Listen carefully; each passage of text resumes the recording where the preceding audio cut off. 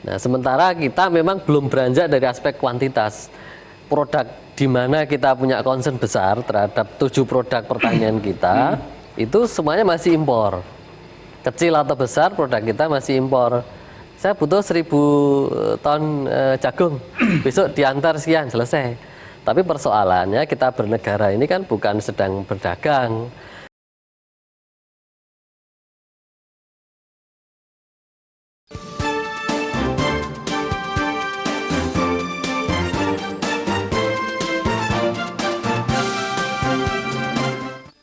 Salam Indonesia, selamat sore pemirsa dimanapun Anda berada. Kita ketemu lagi di Bincang Hari pemirsa. Dan hari ini Yogyakarta luar biasa, sudah terjadi antrian kendaraan dimanapun. Kemacetan ada di beberapa titik yang mendekati di kawasan Malioboro. Jadi saya menyarankan kepada Anda, kalau tidak ada urusan, tidak ada kepentingan, sudah lewati saja Malioboro, menghindari kawasan Malioboro. Dan jikapun Anda ada kesibukan, sebaiknya menghindari untuk menggunakan kendaraan pribadi atau roda 4, cukup menggunakan sepeda motor demi kelancaran Anda. Dan mudah-mudahan Yogyakarta dengan wisatawan yang makin membludak, ini juga memberikan dampak yang bagus bagi Yogyakarta. Dan mudah-mudahan Anda yang saat ini sedang liburan di kota Yogyakarta menyimpan kenangan yang indah, kenangan manis, dan mudah-mudahan ke depan jangan pernah kapok datang ke Yogyakarta. Sama gini pemirsa, yang kita bicarakan sore ini ternyata bukan itu. Yang kita lihat bagaimana kemudian sekarang ada sektor pertanian yang harusnya juga menjadi atensi dari pemerintah, seluruh masyarakat, bagaimana kemudian pertanian ini bisa katakanlah bisa sama-sama berdiri dengan pariwisata atau dengan bidang lain. Nah, di UGM juga sedang dikembangkan bagaimana ada konsep pertanian yang murah, kemudian juga efektif, dan produk ini juga laku di masyarakat, diminati, dan bagaimana kemudian pertanian ini bisa berkembang. Nah, kita lihat apa yang kemudian terjadi secara nasional termasuk di daerah istimewa Yogyakarta. Apa saja yang kemudian perlu dikembangkan, apa yang perlu diperjelas kembali, budidaya seperti apa yang harus dikembangkan. Kita akan bahas bersama Wakil Dekan Penelitian Pengabdian Masyarakat dan Kerjasama Fakultas Pertanian UGM, ada Pak Bambang Suwiknya. Pak Bambang, selamat sore Pak Bambang.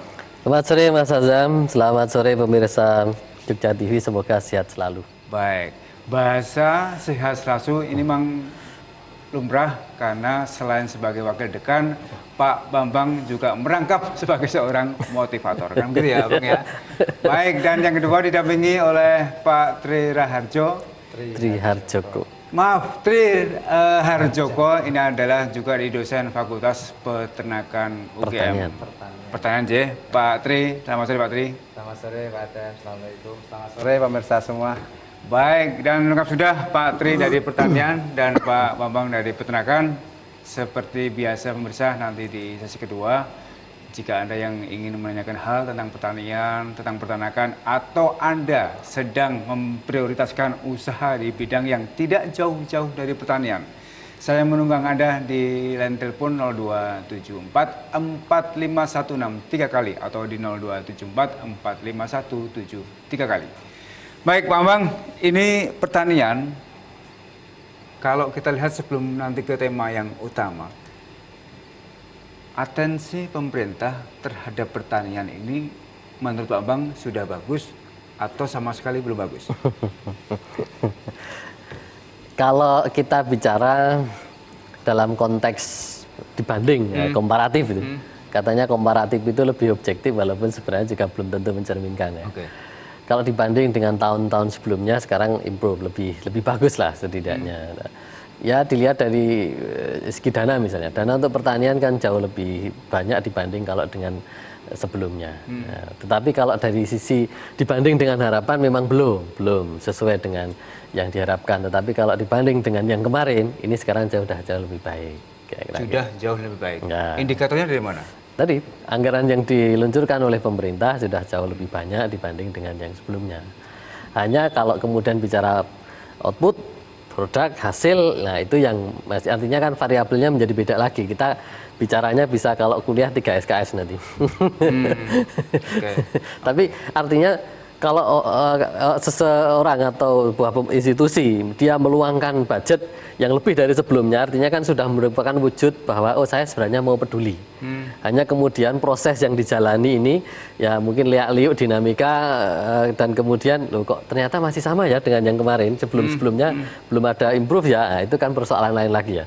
Ini soal kinerja orang, ini soal kapasitas orang. Tetapi kalau soal bahwa saya udah berusaha loh ya, sudah lebih dari kemarin. Nah, ini kan sudah artinya firm, kira-kira begitu. Oke. Kalau kemudian menjelang di tahun 2017, Ya.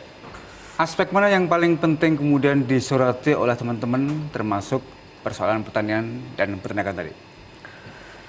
Ya, kita sebenarnya kalau di Indonesia ini masih bicara kuantitas juga, belum.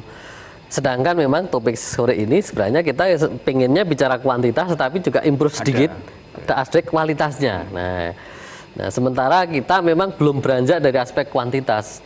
Produk di mana kita punya concern besar terhadap 7 produk pertanian kita, itu semuanya masih impor. Kecil atau besar produk kita masih impor. Nah, ada beras masih impor, daging sapi jelas impor, terus kemudian gula masih impor, garam aja impor, walaupun ini tidak masuk dalam 7 concernnya pemerintah ya. Terus kemudian jagung masih impor. Nah, artinya bicara kuantitas masih bicara soal concern yang perlu ditingkatkan bagaimana supaya secara kuantitas ini memenuhi dari kebutuhan masyarakat Indonesia. Kebijakan impor itu mengejar kuantitas atau sebenarnya di tempat kita tidak ada kualitas? Ini beda kalau orang mengejar kuantitas dan ini pendekatan sistemik yang pragmatis ya memang dapat memang. Saya ketika menjadi misalnya di bidang peternakan, saya butuh 1.000 ton jagung. Oke. Nah, saya ketika bicara dalam konteks appraisal ke petani, saya harus bicara dengan banyak daerah atau banyak bupati atau banyak supplier. Tetapi kalau saya bicara dengan importer, saya tinggal order mungkin 1 importer selesai itu. Saya butuh 1.000 ton jagung, besok diantar sekian selesai. Tapi persoalannya kita bernegara ini kan bukan sedang berdagang. Kita bernegara ini ya berdagang oke lah nggak apa-apa, tetapi sebenarnya bernegara itu berurusan dengan masyarakat, bagaimana menumbuhkan potensi-potensi yang ada di masyarakat, bagaimana menghidupkan multiplier efek ekonomi di dalam masyarakat, bagaimana supaya aspek-aspek pemberdayaan itu berlaku sehingga semua terdongkrak dari bawah ke atas itu menikmati efek pembangunan dan kemudian kesejahteraan itu dinikmati bersama, tidak hanya dinikmati oleh 1-2 orang. Nah, kalau impor itu kan jelas kesejahteraan dimiliki ya 1-2 orang. Tetapi kalau ini dilepaskan ke masyarakat jeler gitu, yang menikmati banyak, mulai dari petani sampai pedagangnya pun menikmati. Meski tidak merata gitu ya. Nah, iya, kalau itu sesuai dengan effort masing-masing. Baik. Pak Tris berbat dengan yang disampaikan oleh Pak Bambang? Ya, ada pengembangan juga ya, terkait dengan atensi pemerintah terkait dengan pertanian. Saya memandang pemerintah sudah cukup banyak ya memperhatikan pertanian di Indonesia, di Yogyakarta juga demikian. Itu dibuktikan dengan banyaknya anggaran seperti tadi disampaikan Dr. Bambang Swegno. Nah, kemudian itu dana, kemudian prasarana sudah luar biasa diberikan dari aspek prasarana pengolah tanah, prasarana bibit, prasarana penanganan perawatan dan bentuk saprodi, pupuk, meskipun ada pengurangan ya, tapi jauh-jauh sudah diberikan oleh pemerintah, bahkan akhir-akhir ini bahkan prasarana pasca panen pun sudah diberikan. Nah, cuma namanya pertanian tidak hanya dipengaruhi oleh pelaku usaha tani saja, bukan dipengaruhi oleh kebijakan saja, tapi sangat juga dipengaruhi oleh faktor lingkungan.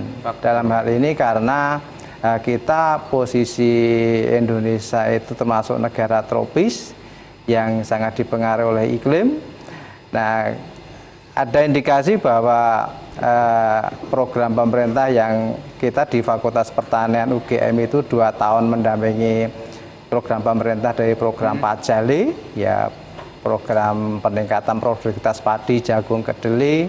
Kemudian tahun 2016 itu masih program Pajali, masih ditambah peningkatan produksi gula. Kemudian dari Fakultas Pertanian daging, ya Pak Bambang. Daging. Nah, kemudian dari hortikultura ada cabai, bawang merah. Nah, itu semua tidak terlepas dari bantuan pemerintah juga. Cuma di sini karena faktor iklim itu salah satu faktor lingkungan yang sangat berpengaruh terhadap pelaku usaha tani. Baik. Jadi itu bagaimana ke depan itu petani itu bisa menyikapi hal itu, bisa menjadikan pertanian yang lebih maju. Tentu saja pemerintah juga punya harapan ke depan bahwa capaian pemerintah itu segalanya cukup. Seperti disampaikan Pak Bambang sebaiknya tadi, pangan itu cukup. Oke, baik, kita dulu Pak Tri. Pangan itu cukup, Ya. cuma sekarang ada benturan ketika iklim yang makin tidak menentu di belahan dunia, termasuk di Indonesia. Apakah ini juga menjadi kajian mendalam bagi kalangan kampus? Bagaimana kemudian ada rekayasa pangan tetap terjamin aman, iklim boleh berlalu? Kami kembali sesaat lagi.